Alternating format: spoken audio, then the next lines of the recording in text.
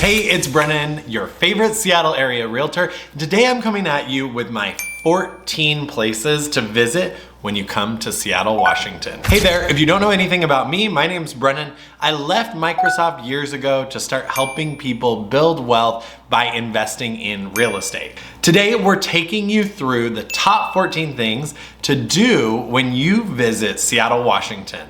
Now, this is gonna be a little bit touristy, but don't worry. I mean, sometimes we all like a little bit of touristy stuff, and it's fun to explore a new city. So whether you've been to Seattle before or not, I'd love to hear what you think about these top 14 things. If you've been to them, let me know what you think of them and if you think they deserve a spot on the list. As I mentioned, I'm a real estate agent in Seattle, so if you have any questions about real estate or you want to know more or talk about your buying or selling goals in Seattle, obviously you can click the link below and book time on my Calendly or reach out to me directly in email, text, whatever you want to do. Without further ado, let's get started with the top 14 things to do and see when you're visiting Seattle, Washington. Okay, number one, we can't go without saying Pike Place Market. So you have to go to Pike Place Market. Insider's tip, if you want to go, ideally during the week is a little less busy because there's fewer people down there and you have a little more room to navigate. Pike Place Market has literally everything that you may want to see. Of course, you need to see the pig statues that are throughout the market. You need to see them throw the fish at the fish market. That's super fun, super exciting to watch. It usually brings a big crowd around. And then there's a ton of different shops and restaurants to go by and see as you're in the market. There are natural fruit stands, a lot of different restaurants. I love Pike Place chowder. I love to go down and get flowers from the local vendors. There is a ton of stuff to do and see. Also grab a coffee and go out and you can see the water from the edge of the market, which is a really pretty setting, and they have a bunch of seating. So Pike Place Market goes without saying. There's a ton of stuff there. I didn't even include the gum wall on this list, but it's at Pike Place Market. So you could go to the gum wall while you're there. Okay, second up on the list, we're gonna make our way up to Ballard and check out the Ballard Locks. Now, the Ballard Locks are something that probably not every tourist gets to when they visit Seattle, but it's a really cool thing to go and see. Not only do you get to see the boats going in and out from Lake Union into the Sound, so changing from freshwater to salt water and also changing the elevation of the water, which is really cool to watch, but you can also check out the salmon ladder at the time of year when the salmon are moving upstream. You can actually go in and see them jumping the ladder, which is really cool. It is very cool for kids as well. If you want to show a little bit about science and nature, that's really awesome. My favorite thing to do is grab some food and drinks and go to the grassy hill by the Ballard Locks and just watch the boats go in and out. It's really fun to see them and how they navigate the locks and what they're doing in those scenarios to get in and out and how many boats they can actually cram into one lock and watching them raise and lower the water. So Ballard Locks is super fun. It's great. Could be educational if you want it to be, and super just great way and fun way to spend your afternoon. Now, we can't go without saying we'll go back downtown. Number 3 is the Great Wheel. So the Seattle Great Wheel is on the edge of the water. It's quite cool. Very, very high as well. So you want to be careful if you're afraid of heights. I would not recommend going on it.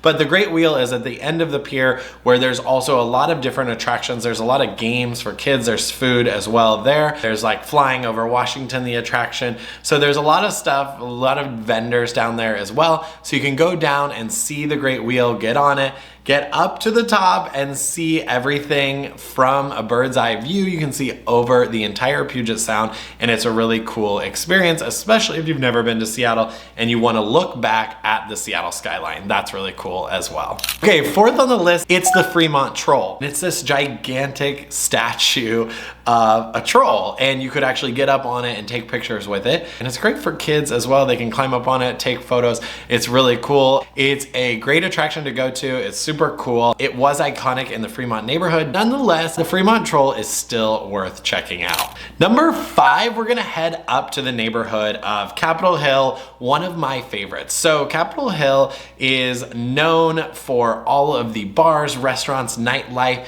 and Cal Anderson Park. So Capitol Hill has a gigantic park right in the middle of it that is called Cal Anderson Park. So throughout the park, you'll often see rec league sports going on, a ton of sports.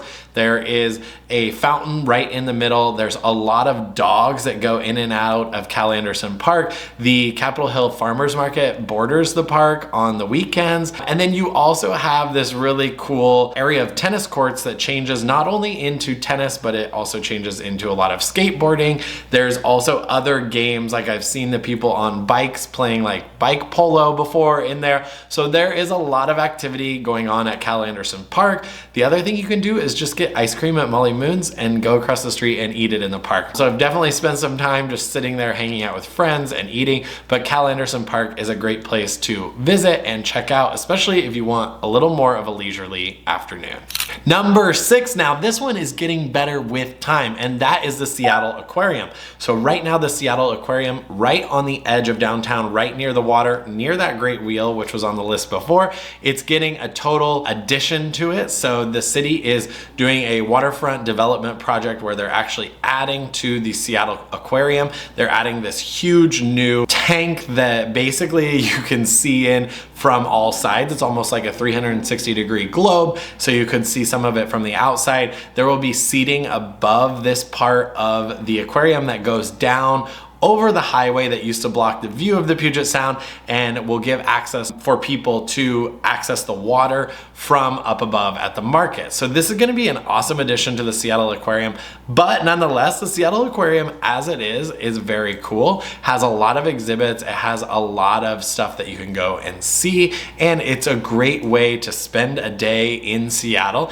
and check out all of the Northwest wildlife in the sea. Okay, number 7. Now this is one reason that Seattle does have some famous artists, and that is the Chihuly Glass Museum. So Chihuly is a famous glass-blowing artist who actually was originally from Tacoma, I believe, and has an exhibit at Seattle Center. So if you go down to Seattle Center, which is near the Space Needle and a bunch of other attractions like Science Museum, you will see the Chihuly Museum of Glass. And it's very cool because it has all of these amazing life-size exhibits of glass that Chihuly blew. It is honestly spectacular. The colors are amazing. There's even a garden outside where you can go through and see a lot of the way that Chihuly integrated some of the glass into the garden and the plants that are growing there. I think it's spectacular. It's very beautiful. Highly recommend going to see the Chihuly Museum.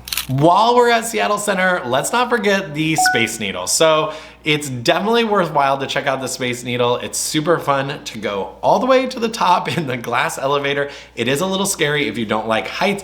Again, another amazing viewing point if you want to see the entire skyline and the sound of Seattle, of Puget Sound rather, from up above. You can see Climate Pledge Arena, you can see Seattle Center right below you, you can see the entire water line, and there's a 360-degree view at the top. Really amazing for all ages to go up and see what's up there. There is a restaurant that actually rotates at the top of the Space Needle. If you can get in, it's a really cool experience. You might feel a little dizzy if you get up and go to the bathroom. Trust me from experience on this one, it can be a little disorienting. So just be careful, but definitely worth the experience of eating up there if that's something you're into. And visiting the top of the Space Needle itself is just really fun. There's a gift store at the bottom as well, so you can get all of your souvenirs from the Space Needle there. Now, while we're down close to the water, let's not forget number 9, which is the Olympic Sculpture Park. Now, this is an extension of the Seattle Art Museum,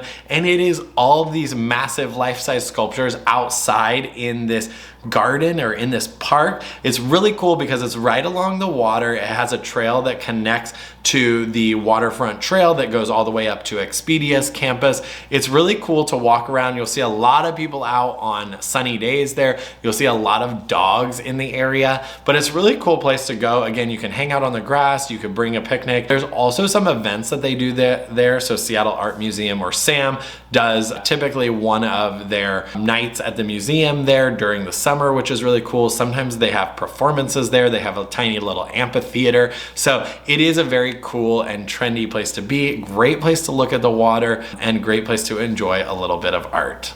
Speaking of water views, number 10, Kerry Park. This is a must-see in Seattle when you visit. This is a little bit up from the Sculpture Park. It's on Queen Anne Hill. It's just far enough up that you can get an amazing view. So especially if you skip the Space Needle, you want to go to Kerry Park because you can get an amazing view of the entire Puget Sound. You see all of downtown. This is a popular place. You'll see so many photos being taken.